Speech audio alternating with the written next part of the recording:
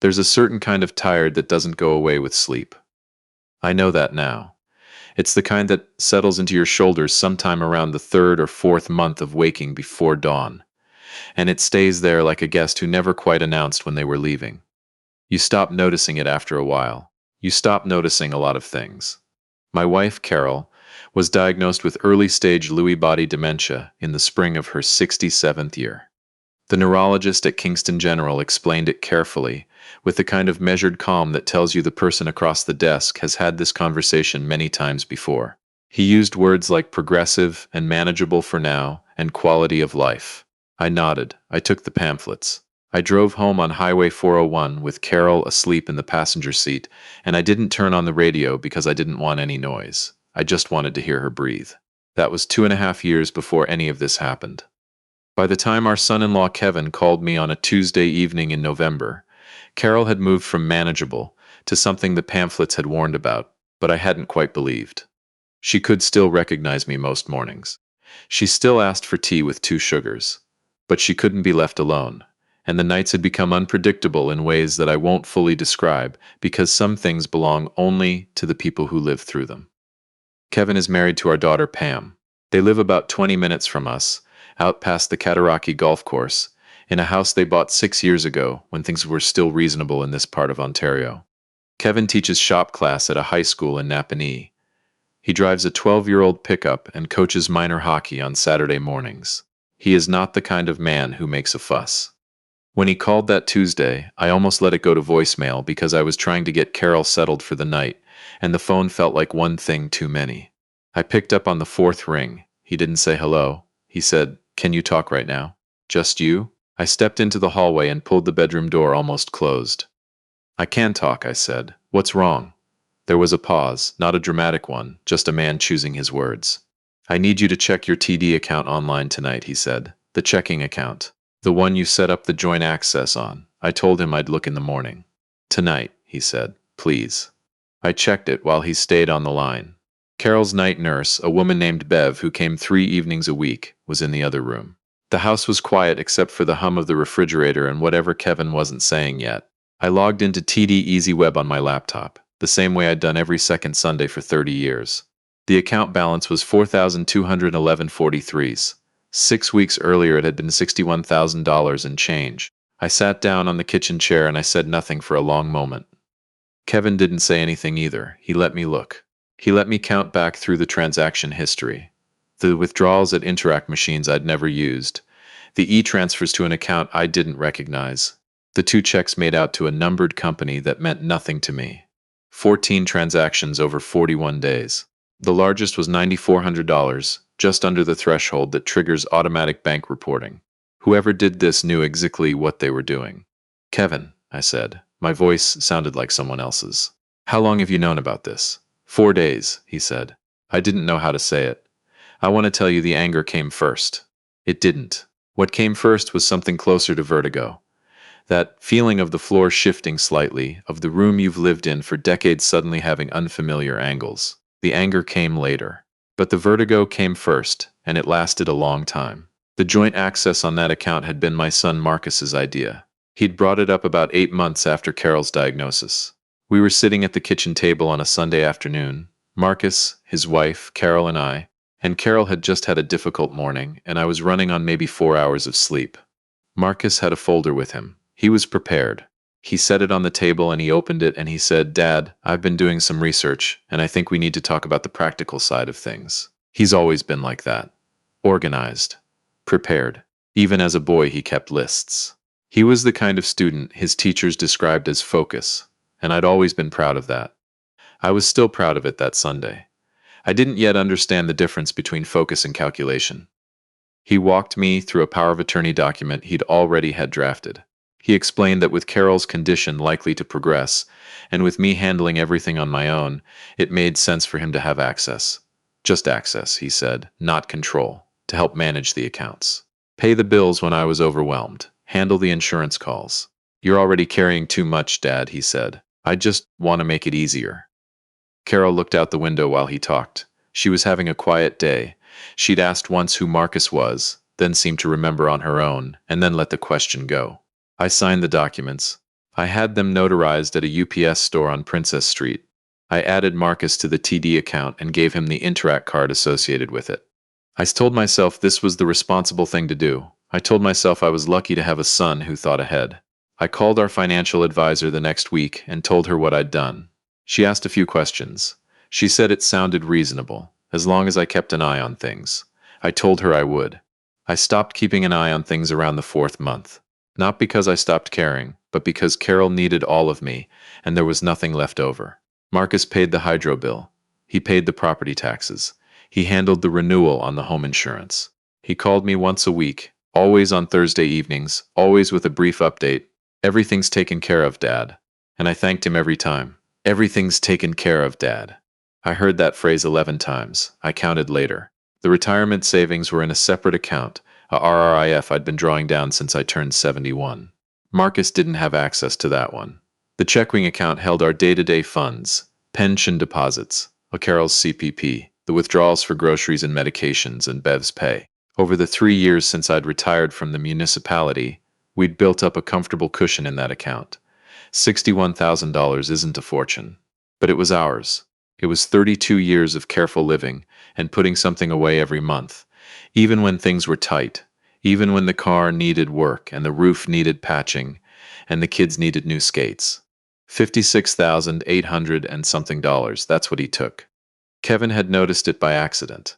He and Pam had come over for dinner on the Saturday before he called me, and while I was in the kitchen and Pam was sitting with Carol, Kevin had picked up a bank envelope off the hall table. The kind that comes with a paper statement, which I still receive because Carol always preferred them. He didn't open it. He just set it aside. But something made him mention it to Pam on the drive home, and Pam had asked quietly whether Kevin thought they should look into it, and Kevin had said he'd handle it. He drove back to our house the next morning when I was at Mass. He didn't go inside. He sat in his truck in the driveway and called the TD fraud line from his cell phone and told them he was concerned about unusual activity on a family member's account. They confirmed, without giving him specific numbers, but confirmed that there had been recent activity outside the account's normal pattern. They suggested the account holder contact them directly. Kevin spent 4 days trying to figure out how to tell me. I understand that now. I didn't fully understand it the night he called, because I was still in the vertigo. But I understand it now. He was sitting with something unbearable, and he didn't want to hand it to me until he was sure there was no other explanation. There wasn't. I called the TD branch on Division Street first thing Wednesday morning. I asked for a printed statement of every transaction in the past 6 months. The branch manager, a woman whose name I won't include here, because she handled everything with more compassion than I deserved, given how I probably looked that morning, sat with me at her desk while I went through the pages. She had already flagged several of the transactions internally. She explained that e-transfers of that size, that frequency, to a single unregistered recipient should have triggered a review. She apologized that it hadn't happened sooner. She contacted their fraud team while I was there. Then I went home and I called a lawyer. His name is not important, but his office is on Brock Street, and the receptionist brought me a coffee I didn't drink. He listened to everything. He asked to see the POA documents. He looked at them for a long moment, and then he set them down on the desk.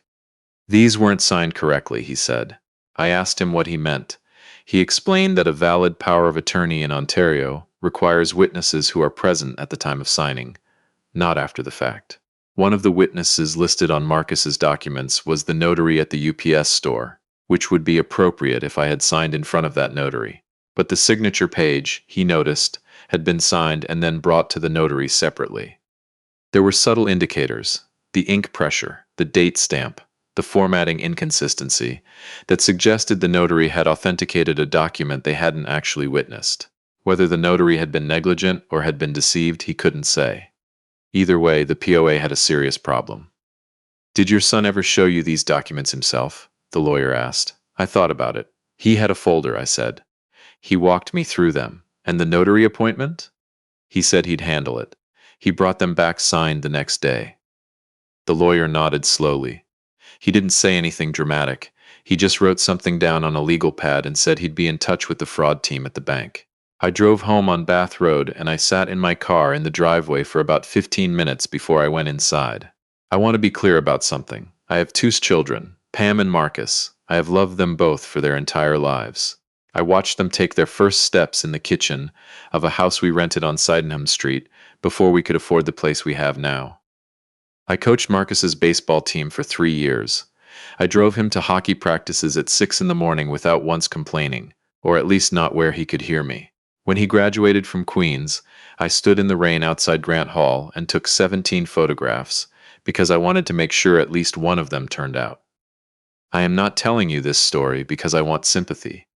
I am telling you because it happened, and because I believe it is happening to other people, to other parents who are tired and overwhelmed and who made the mistake of trusting the wrong person at the worst possible moment.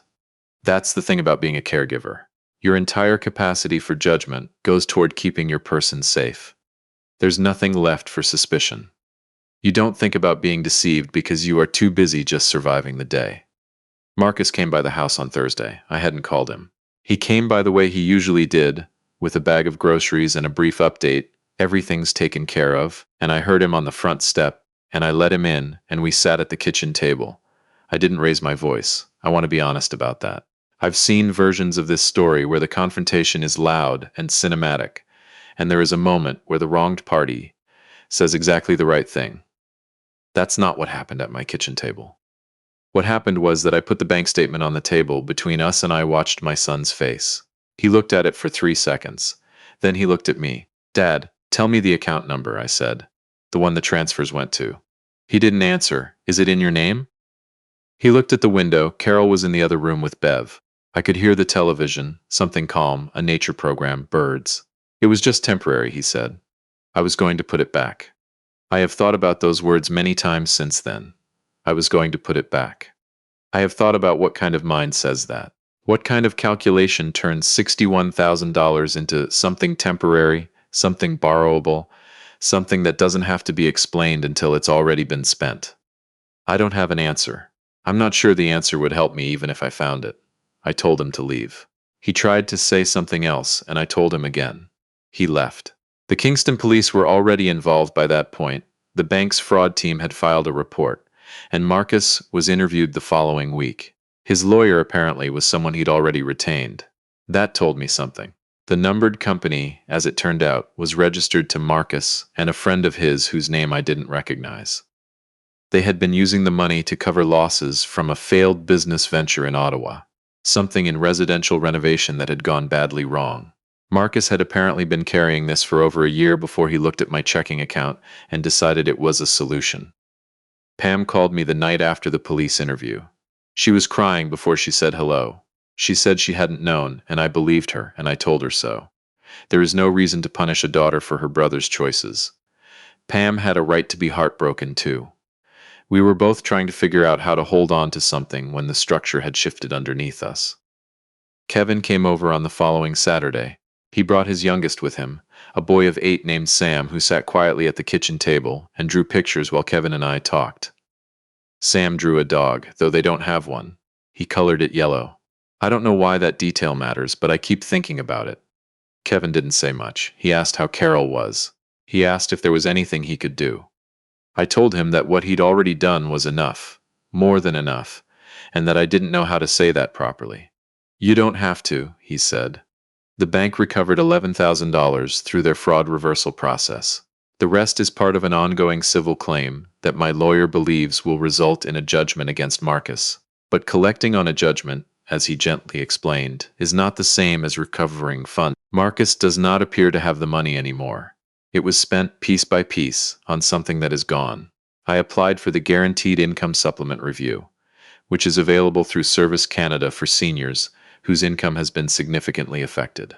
I also contacted the Ontario Securities Commission's Investor Protection Resources and a local community legal clinic, both of which, I want to say clearly, were more helpful and more patient than I expected. There are supports in this country. They are not always easy to find, and they are not always fast, but they exist. And I wish someone had told me that more plainly in the early weeks when everything felt catastrophic and permanent. Carol's care continues. We kept Bev on.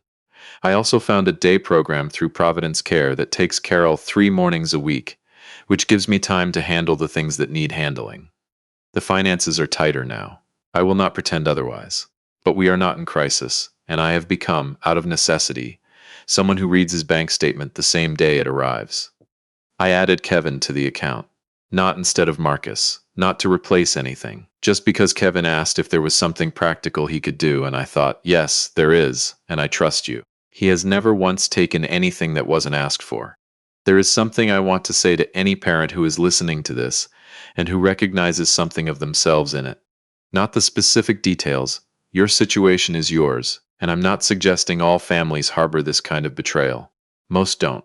But if you are tired, if you are overwhelmed, if someone is offering to help, and something in you hesitates even slightly, listen to that hesitation. It costs nothing to move slowly. It costs nothing to ask a second opinion. A good elder law lawyer in Ontario will give you a free initial consultation. CARP, the Canadian Association of Retired Persons, has resources. Your bank's fraud department is not your adversary. Call them if something doesn't look right. The power of attorney I have now was drafted by a proper estate lawyer, signed at her office, witnessed by 2 people who were in the room, and registered correctly. It took 2 hours. It cost me $350. It is without question $350 I should have spent 2 years ago. Marcus's case is still before the courts. I don't spend much time thinking about what comes next for him. That sounds cold, I know. But I've had to decide carefully how much of my remaining energy goes toward what he did versus what Carol needs, and there is only so much to go around. I have chosen her. I will keep choosing her. Last Sunday, Pam and Kevin came for dinner. Sam came too, and he asked Carol if she wanted to see a card trick he'd been practicing. She said yes, sitting up a little straighter. He pulled a card, the 7 of Hearts, and managed to make it disappear into his sleeve and then produce it from behind her ear. Though the trick was only partially successful and required 2 attempts. Carol laughed. A real laugh, sudden and bright, the kind I hadn't heard in a while. She looked at me after and said, "He's a funny one." I said he was. She turned back to the window and the moment passed, the way moments do. But I stayed with it a little longer than she did. I let it sit. Some things even now are still worth holding on to.